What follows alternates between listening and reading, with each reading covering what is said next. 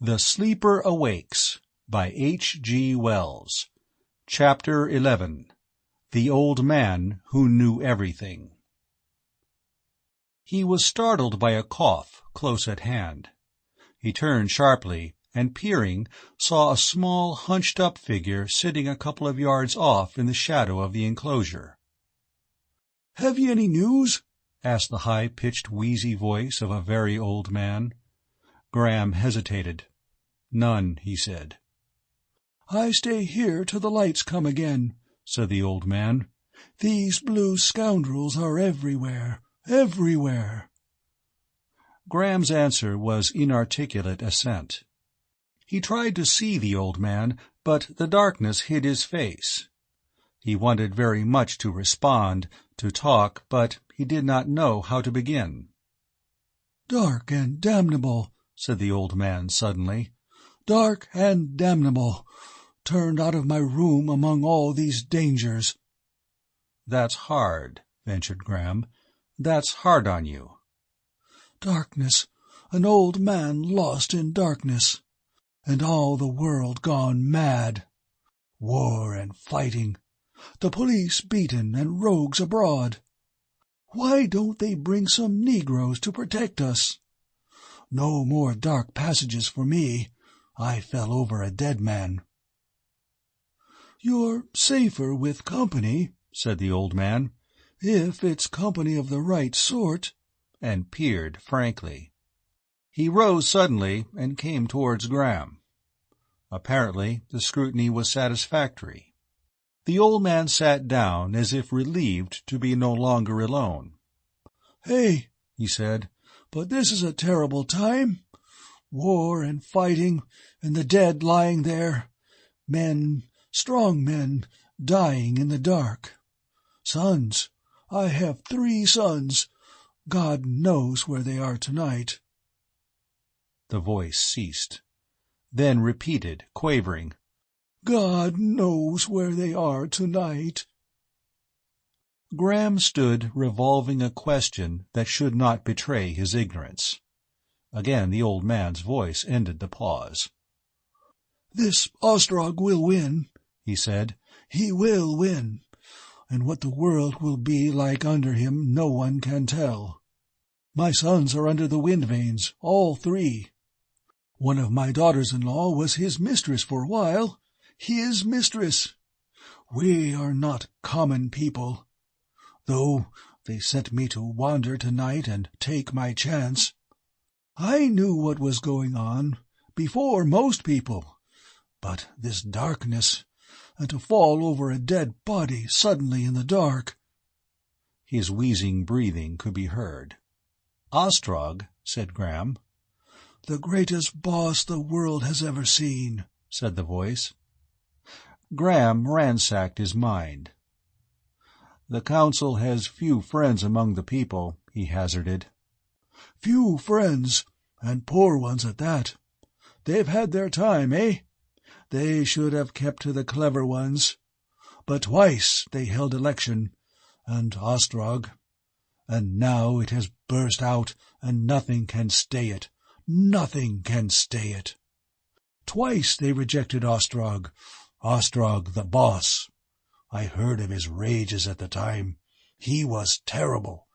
Heaven save them, for nothing on earth can, now he has raised the labor companies upon them. No one else would have dared. All the blue canvas, armed and marching. He will go through with it. He will go through." He was silent for a little while. "This sleeper," he said, and stopped. "Yes," said Graham. "Well?" The senile voice sank to a confidential whisper. The dim, pale face came close. "The real sleeper?" "Yes," said Graham. "Died years ago." "What?" said Graham sharply. "Years ago. Died. Years ago."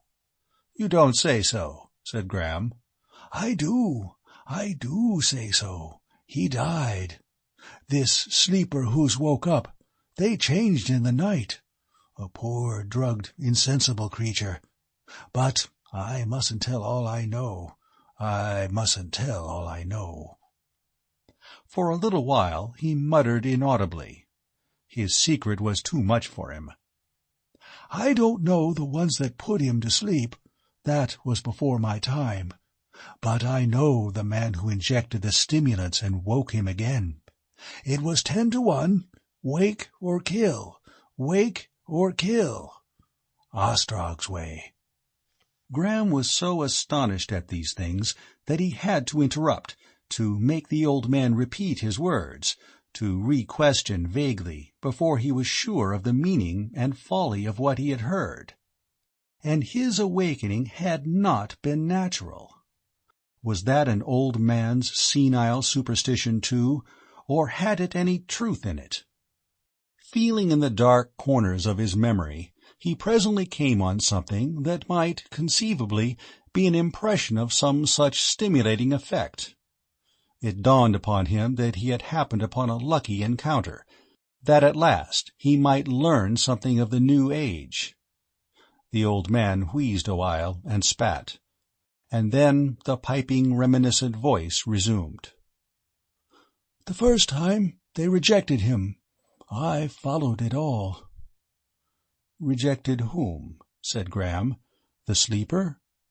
"Sleeper? No, Ostrog. He was terrible, terrible. And he was promised then, promised certainly the next time. Fools they were, not to be more afraid of him. Now all the city's his millstone, and such as we, dust ground upon it, dust ground upon it.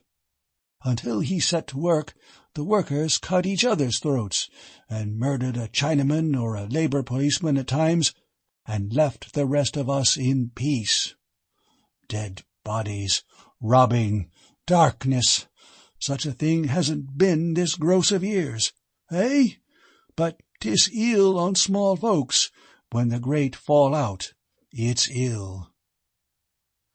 "Did you say there had not been what for a gross of years?" "Eh?" said the old man. The old man said something about clipping his words, and made him repeat this a third time. "Fighting and slaying, and weapons in hand, and fools bawling freedom and the like," said the old man. "Not in all my life has there been that. These are like the old days, for sure, when the Paris people broke out, 3 gross of years ago. That's what I mean hasn't been. But it's the world's way. It had to come back. I know. This 5 years Ostrog has been working, and there has been trouble, and hunger and threats and high talk and arms. Blue canvas and murmurs. No one safe. Everything sliding and slipping. And now here we are, revolt and fighting, and the council come to its end." "You are rather well informed on these things," said Graham. "I know what I hear. It isn't all babble machine with me." "No," said Graham, wondering what babble machine might be. "And are you certain this Ostrog? You are certain Ostrog organized this rebellion and arranged for the waking of the sleeper, just to assert himself, because he was not elected to the council?" "Everyone knows that, I should think," said the old man. "Except just fools. He meant to be master somehow. In the council or not. Everyone who knows anything knows that. And here we are with dead bodies lying in the dark. Why, where have you been if you haven't heard all about the trouble between Ostrog and the Verneys? And what do you think the troubles are about? The sleeper, eh? You think the sleeper's real and woke of his own accord, eh?" "I'm a dull man, older than I look, and forgetful," said Graham. "Lots of things that have happened, especially of late years. If I was the sleeper, to tell you the truth, I couldn't know less about them." "Eh?" said the voice. "Old, are you?" You don't sound very old, but it's not everyone keeps his memory to my time of life, truly. But these notorious things. But you're not so old as me, not nearly so old as me. Well, I ought not to judge other men by myself, perhaps. I'm young for so old a man. Maybe you're old for so young. That's it, said Graham. And I've a queer history. I know very little. And history, practically I know no history. The Sleeper and Julius Caesar are all the same to me. It's interesting to hear you talk of these things. I know a few things, said the old man. I know a thing or two. But, hark! The two men became silent, listening. There was a heavy thud, a concussion that made their seat shiver. The passers-by stopped, shouted to one another. The old man was full of questions. He shouted to a man who passed near. Graham, emboldened by his example, got up and accosted others. None knew what had happened. He returned to the seat and found the old man muttering vague interrogations in an undertone. For a while they said nothing to one another. The sense of this gigantic struggle, so near and yet so remote, oppressed Graham's imagination. Was this old man right? Was the report of the people right, and were the revolutionaries winning? Or were they all in error, and were the Red Guards driving all before them? At any time the flood of warfare might pour into this silent quarter of the city and seize upon him again. It behoved him to learn all he could while there was time. He turned suddenly to the old man with a question, and left it unsaid. But his motion moved the old man to speech again. "Hey, but how things work together," said the old man. "This Sleeper that all the fools put their trust in. I've the whole history of it. I was always a good one for histories. When I was a boy, I'm that old, I used to read printed books. You'd hardly think it. Likely you've seen none. They rot and dust so, and the sanitary company burns them to make ashlarite. But they were convenient in their dirty way. One learnt a lot. These new-fangled babble machines, they don't seem new-fangled to you, eh? They're easy to hear, easy to forget. But I've traced all the Sleeper business from the first." "You will scarcely believe it," said Graham slowly. "I'm so ignorant. I've been so preoccupied in my own little affairs, my circumstances have been so odd, I know nothing of this Sleeper's history. Who was he?" "Hey?" said the old man. I know. He was a poor nobody, and set on a playful woman, poor soul. And he fell into a trance. There's the old things they had, those brown things, silver photographs, still showing him as he lay, 1.5 years ago. 1.5 years. "Set on a playful woman, poor soul," said Graham softly to himself, and then aloud, "Yes, well, go on." "You must know he had a cousin named Worming, a solitary man without children, who made a big fortune speculating in roads, the first Eadhamite roads. But surely you've heard? No? Why? He bought all the patent rights and made a big company. In those days there were grosses of separate businesses and business companies. Grosses of grosses. His roads killed the railroads, the old things, in 24 years. He bought them up and Eadhamited the tracks. And because he didn't want to break up his great property, or let in shareholders, he left it all to the Sleeper, and put it under a board of trustees that he had picked and trained. He knew then the Sleeper wouldn't wake, that he would go on sleeping till he died. He knew that quite well. And plump, a man in the United States who had lost 2 sons in a boat accident followed that up with another great bequest. His trustees found themselves with a dozen myriads of lions' worth or more of property at the very beginning. What was his name? Graham. No, I mean the Americans. Isbister. Isbister? Cried Graham. Why, I don't even know the name. Of course not, said the old man. Of course not. People don't learn much in the schools nowadays. But I know all about him. He was a rich American who went from England, and he left the sleeper even more than Warming. How he made it? That I don't know. Something about pictures by machinery. But he made it and left it, and so the council had its start.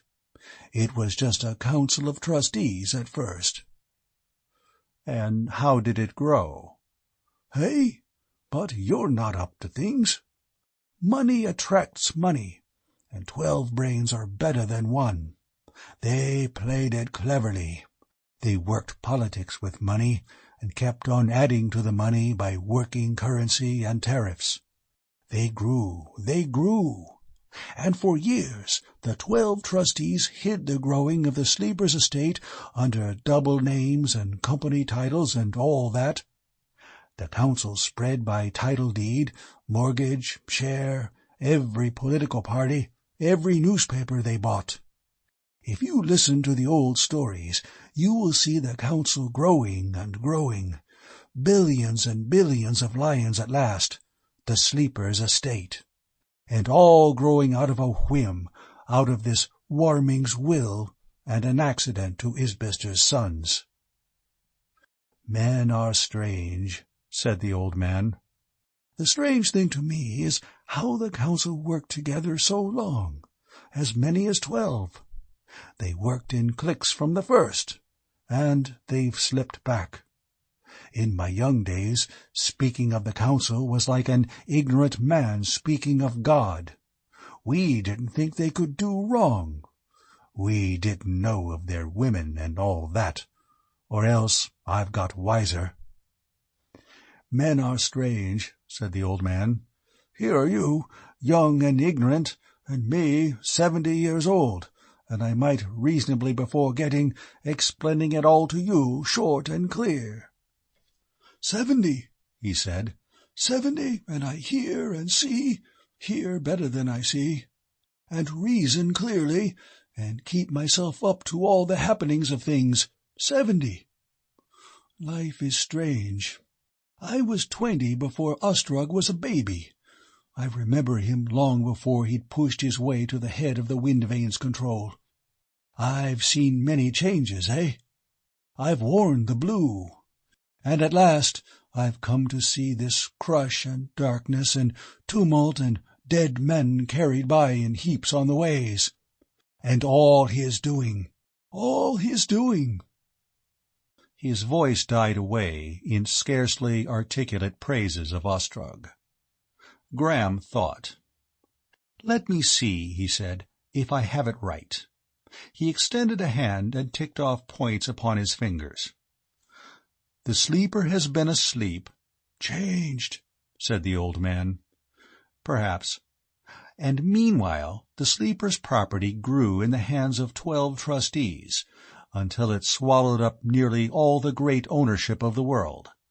The 12 trustees, by virtue of this property, have become masters of the world, because they are the paying power, just as the old English Parliament used to be."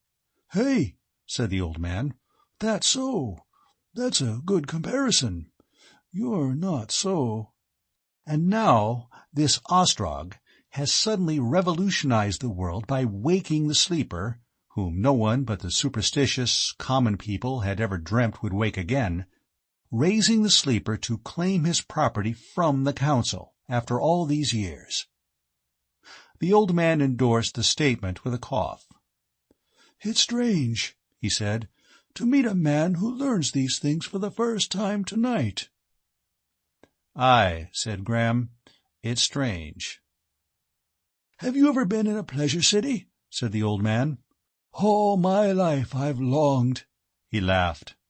Even now," he said, "I could enjoy a little fun, enjoy seeing things anyhow." He mumbled a sentence Graham did not understand.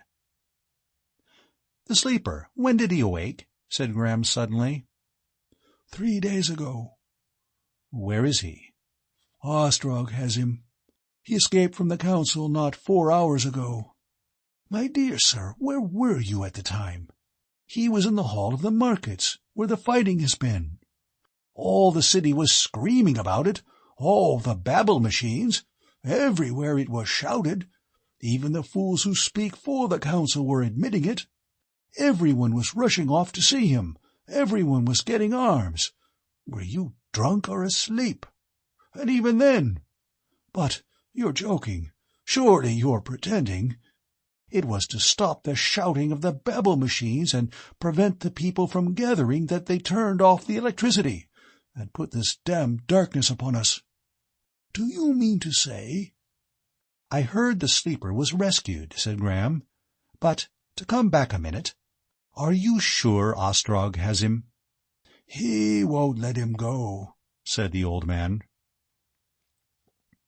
"And the sleeper, are you sure he's not genuine?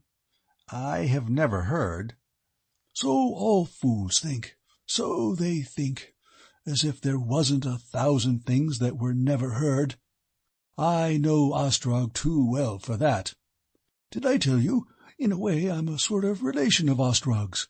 A sort of relation, through my daughter-in-law." "I suppose—" "Well?" "I suppose there's no chance of this sleeper asserting himself. I suppose he's certain to be a puppet, in Ostrog's hands or the Council's, as soon as the struggle is over." "In Ostrog's hands, certainly. Why shouldn't he be a puppet? Look at his position. Everything done for him, every pleasure possible. Why should he want to assert himself?" "What are these pleasure cities?" said Graham abruptly. The old man made him repeat the question. When at last he was assured of Graham's words, he nudged him violently. "That's too much," said he. "You're poking fun at an old man. I've been suspecting you know more than you pretend." "Perhaps I do," said Graham. "But no, why should I go on acting? No, I do not know what a pleasure city is." The old man laughed in an intimate way. "What is more, I do not know how to read your letters, I do not know what money you use, I do not know what foreign countries there are. I do not know where I am. I cannot count. I do not know where to get food, nor drink, nor shelter." "Come, come," said the old man. "If you had a glass of drink now, would you put it in your ear or your eye?" "I want you to tell me all these things." He, well, gentlemen who dress in silk must have their fun." A withered hand caressed Graham's arm for a moment. "Silk, well, well. But, all the same, I wish I was the man who was put up as the sleeper. He'll have a fine time of it, all the pomp and pleasure. He's a queer-looking face. When they used to let anyone go to see him, I've got tickets and been. The image of the real one, as the photographs show him, this substitute used to be. Yellow. But he'll get fed up. It's a queer world. Think of the luck of it. The luck of it. I expect he'll be sent to Capri. It's the best fun for a greener." His cough overtook him again. Then he began mumbling enviously of pleasures and strange delights. "The luck of it, the luck of it. All my life I've been in London, hoping to get my chance." "But you don't know that the sleeper died," said Graham suddenly. The old man made him repeat his words. "Men don't live beyond 10 dozen. It's not in the order of things," said the old man. "I'm not a fool. Fools may believe it, but not me." Graham became angry with the old man's assurance. "Whether you are a fool or not," he said, "it happens you are wrong about the sleeper." Hey? "You are wrong about the sleeper. I haven't told you before, but I will tell you now. You are wrong about the sleeper." How do you know? I thought you didn't know anything, not even about pleasure cities. Graham paused. You don't know, said the old man. How are you to know? It's very few men. I am the sleeper. He had to repeat it. There was a brief pause. There's a silly thing to say, sir, if you'll excuse me. It might get you into trouble at a time like this, said the old man. Graham, slightly dashed, repeated his assertion. I was saying I was the sleeper. That years and years ago I did, indeed, fall asleep, in a little stone-built village, in the days when there were hedgerows and villages and inns, and all the countryside cut up into little pieces, little fields. Have you never heard of those days? And it is I who speak to you, who awakened again these 4 days since. 4 days since? The sleeper. But they've got the sleeper. They have him, and they won't let him go. Nonsense. You've been talking sensibly enough up to now. I can see it as though I was there. There will be Lincoln, like a keeper, just behind him. They won't let him go about alone. Trust them. You're a queer fellow, one of these fun-pokers. I see now why you've been clipping your words so oddly, but— He stopped abruptly, and Graham could see his gesture. As if Ostrog would let the sleeper run about alone. No, you're telling that to the wrong man altogether. Eh? As if I should believe. What's your game? And besides, we've been talking of the sleeper. Graham stood up. Listen, he said. I am the sleeper. You're an odd man, said the old man, to sit here in the dark, talking clipped, and telling a lie of that sort. But— Graham's exasperation fell to laughter. It is preposterous, he cried. Preposterous! The dream must end. It gets wilder and wilder. Here am I, in this damned twilight. I never knew a dream in twilight before. An anachronism by 200 years, and trying to persuade an old fool that I am myself. And meanwhile— ugh! He moved in gusty irritation and went striding. In a moment the old man was pursuing him. "Hey, but don't go!" cried the old man. "I'm an old fool, I know. Don't go. Don't leave me in all this darkness." Graham hesitated, stopped. Suddenly the folly of telling his secret flashed into his mind. "I didn't mean to offend you, disbelieving you," said the old man, coming near. "It's no manner of harm. You call yourself the sleeper if it pleases you. 'Tis a foolish trick." Graham hesitated, turned abruptly, and went on his way.